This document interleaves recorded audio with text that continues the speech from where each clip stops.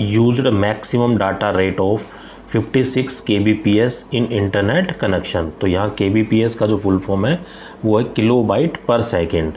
तो जो maximum data transfer को कर सके कितना, 56 kbps इन इंटरनेट कनेक्शन, तो वो हमारा होता है डायल अप। तो correct answer is option A. Next question is what is the term of broadband refer to a telecommunication. तो टीम ब्रॉडबैंड है जिसको टेली कम्युनिकेशन कहा जाता है, वो क्या होती है, तो वो होती है ग्रेटर बैंडविड्थ सिग्नल। तो correct answer is option B. Next question is which browser is an inbuilt browser in Windows. ऐसा कौन सा ब्राउज़र है जो विंडोज़ में इनबिल्ट आता है, तो ये आता है हमारा इंटरनेट एक्सप्लोर, इसको IE भी बोल देते हैं। और इंटरनेट एक्सप्लोर है, ये एक ब्राउज़र है जो कि इंटरनेट को एक्सेस करने के काम में आता है। तो ये जो विंडोज़ होती है उसमें इनबिल्ट आता है, उसी के साथ में आता है। जैसे गूगल क्रोम है, फायर मोजिला है, ये हम सबको डाउनलोड करना होता है। लेकिन जब भी हम लैपटॉप ख़रीदते हैं, कंप्यूटर ख़रीदते हैं, तो जो इंटरनेट एक्सप्लोर है वो इनबिल्ट उसके अंदर आता है। तो correct answer is option B. Next question is what is the purpose of Internet Explorer. जो इंटरनेट एक्सप्लोरर है वो किस काम में आता है, उसका पर्पज़ क्या है। तो मेनली मैंने आपको बताया था कि इंटरनेट को असेस करने के लिए हम इंटरनेट एक्सप्लोर का यूज़ करते हैं। तो करेक्ट आंसर होगा हमारा ब्राउज इंटरनेट। तो correct answer is option C.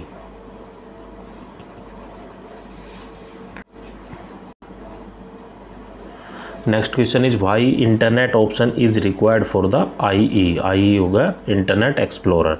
तो इंटरनल एक्सप्लोरर के लिए जो इंटरनेट ऑप्शन है उसकी आवश्यकता क्यों होती है, वो आवश्यकता होती है to configure the internet explore. तो correct answer is option D. Next question is what is the expansion of www। तो www का पूर्ण विस्तार क्या है, फुल फॉर्म क्या है। तो www stand for world wide web. तो correct answer is option A. Next question is which browser has grown from acid of Netscape. ऐसा कौन सा ब्राउज़र है जिसमें एसेप को नेटस्केप से ग्रो किया जाता है। तो ये जो इंटरनेट एक्सप्लोर है हमारा, ये होता है मोजिला। तो correct answer is option B. Next question is which one is a search engine. तो 4 ऑप्शन दिए गए हैं, उसमें से हमसे ये बताना है कि सर्च इंजन कौन सा है। तो 2 ऑप्शन आप देख चुके हैं, 2 और दिखा देता हूँ आपको। तो बाकी बचे हुए 2 ऑप्शन ये है। तो जो सर्च इंजन होता है वो हमारा होता है गूगल। तो correct answer is option D. Search engine is A Google. Next question is which is the website that collects the information and organize the content from all over the internet। तो ये हमारी होती है search engine. तो search engine is a website that collects the information या info and organise the content from all over the internet. तो correct answer is option B, search engine. Next question is what is the usages of bookmark in browser. जो browser में bookmark करने का क्या लाभ है। तो browser में बुक मार्क करने का लाभ होता है save the shortcut to the favourite website. मान लो जब हम इंटरनेट एक्सेस करते हैं, कुछ वेबसाइट्स ऐसी है जो हम रेगुलरली यूज़ करते हो, डेली यूज़ करते हो, तो उसको हम मार्क कर रख लेते हैं for the save as a shortcut to the favourite website. तो correct answer is option A. Next question is which one is the correct email ID. तो 4 ऑप्शन दिए गए, हमें ये बताना है कि जो ईमेल आईडी है वो कौन सी करेक्ट है। तो आप आपने ईमेल आईडी बनाई होगी, सपोज करो कुछ भी हम ईमेल आईडी जनरेट करते हैं तो पहले उसका होता है यूज़र नेम, फिर होता है @, फिर हमने किस साइट पे बनाई, हॉटमेल पे बनाई है, जीमेल पे बनाई है, याहू पे बनाई है, उसका डोमेन नेम होता है, और फिर होता है .com। तो जो करेक्ट फॉर्मेट है ईमेल आईडी बनाने का वो ये है। तो करेक्ट आंसर इज ऑप्शन ए। तो सबसे पहले क्या आता है, यूज़र नेम आता है, @, फिर डोमेन नेम, फिर .com। Next question is what are the special character allow to create an email ID. जब भी हम ईमेल आईडी को जनरेट करते हैं, जो बनाते हैं, तो कुछ स्पेशल कैरेक्टर होते हैं, केवल वही कैरेक्टर अलाउ है, इसके अलावा कोई कैरेक्टर अलाउ नहीं है।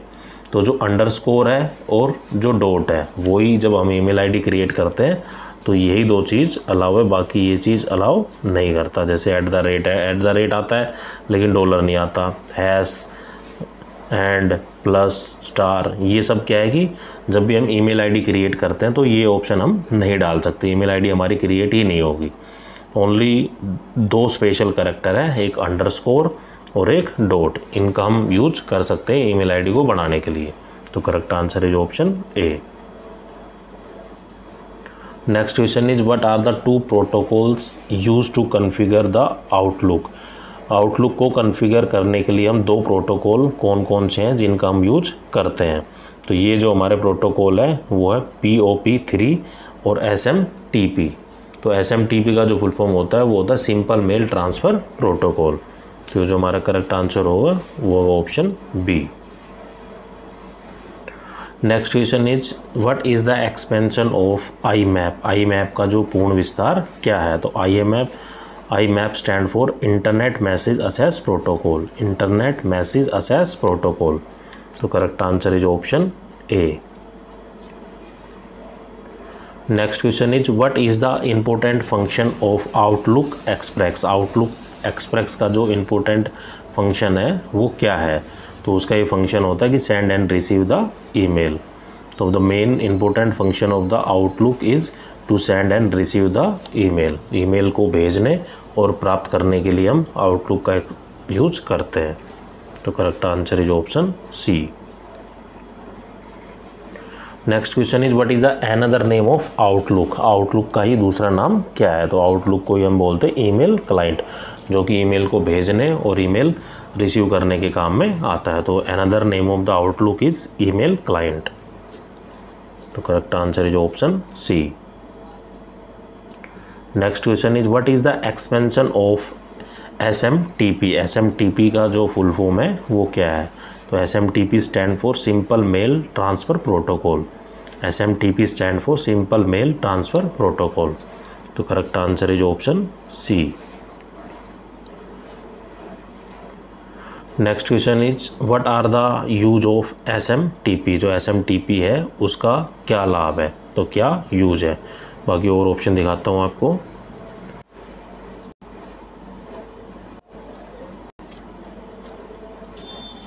इसका जो हमारा करेक्ट आंसर है वो ऑप्शन डी है। Next question is what type of item can attach and send through the Outlook. Outlook के द्वारा जब भी हम किसी आउटलुक के एक तरीके से ईमेल ही है, जब भी हमें कोई डॉक्यूमेंट्स को भेजना है आउटलुक के द्वारा तो हम अटैच करते हैं। तो क्या अटैच करते हैं, हम फाइलों को अटैच करते हैं। तो correct answer is option D, file can be attach and send through the Outlook. Next question is what is the name of option to upload the documents in email. Email में email के द्वारा किसी documents को भेजने के लिए या upload करने के लिए हम किस ऑप्शन का चूज करते हैं। तो हम करते हैं अटैचमेंट। अटैचमेंट ऑप्शन को हम चूज करते हैं to upload the file into the email. तो correct answer is option A. Next question is how to install the hardware into the computer. जब भी हम हार्डवेयर को इंस्टॉल करते हैं कंप्यूटर को, तो कैसे इंस्टॉल करते हैं। तो वो हम करते हैं कंट्रोल पैनल में जाकर एंड ऐड एन सॉफ्टवेयर। तो correct answer is option C. Next question is which application is use to uninstall the application. किसी भी एप्लीकेशन को अनइंस्टॉल करने के लिए क्या यूज किया जाता है। तो ऐड और रिमूव प्रोग्राम में जाकर हम किसी भी ऐप को अनइंस्टॉल और इंस्टॉल कर सकते हैं। तो अगर ऐड पर क्लिक करेंगे तो हम इंस्टॉल कर रहे हैं, अगर रिमूव पर कर रहे हैं तो अनइंस्टॉल कर रहे हैं। लेकिन दोनों के लिए जो ऑप्शन चूज करना होता है कंट्रोल पैनल में जाकर ऐड और रिमूव द प्रोग्राम, इस पर जाकर हम किसी भी ऐप को अनइंस्टॉल कर सकते हैं। तो correct answer is option B. Next question is which option is use to show all the hidden file from the computer. जो भी फाइल हमने हिडन की हुई है उनको शो अप करने के लिए हम किस ऑप्शन का यूज करते हैं कंप्यूटर के अंदर। तो हम जाते हैं इसमें फाइल फोल्डर ऑप्शन में। तो करेक्ट आंसर इज ऑप्शन ए। तो फोल्डर ऑप्शंस को हम चूज कर कर जो हिडन फाइल्स है उसको हम शो अप कर सकते हैं, देख सकते हैं कंप्यूटर के अंदर। तो correct answer is option A. Next question is what do you mean an administrator account. तो एडमिनिस्ट्रेटर अकाउंट से आप क्या समझते हैं। तो एडमिनिस्ट्रेटर अकाउंट जो होता है सुपर यूजर अकाउंट, उसको हम बोलते हैं सुपर यूजर अकाउंट। तो correct answer is option B. Next question is what is the use of disk clean up. Disk clean up का क्या फ़ायदा होता है। तो डिस्क क्लीन अप से हम समझते हैं कि क्लीन द डिस्क स्पेस। मान लो कोई डिस्क का जो स्पेस है वो 5 GB है, कुछ अननेसेसरी फाइल उसके अंदर पड़ी हुई है या कोई वायरस आ गया हो, तो उन फाइलों को हटाने के लिए क्या करते हैं, हम क्लीन करते हैं। तो क्लीन द डिस्क स्पेस, जो डिस्क के अंदर जो स्पेस हुआ है उसको हम क्लीन करते हैं। तो correct answer is option D. Next question is what is the use of check disk. Check disk से क्या फ़ायदा है। तो टेस्ट डिस्क से हम क्या फ़ायदा होता है, उससे हम एरर को डिटेक्ट कर लेते हैं। For the error checking is the mainly use of disk check. तो correct answer is option A.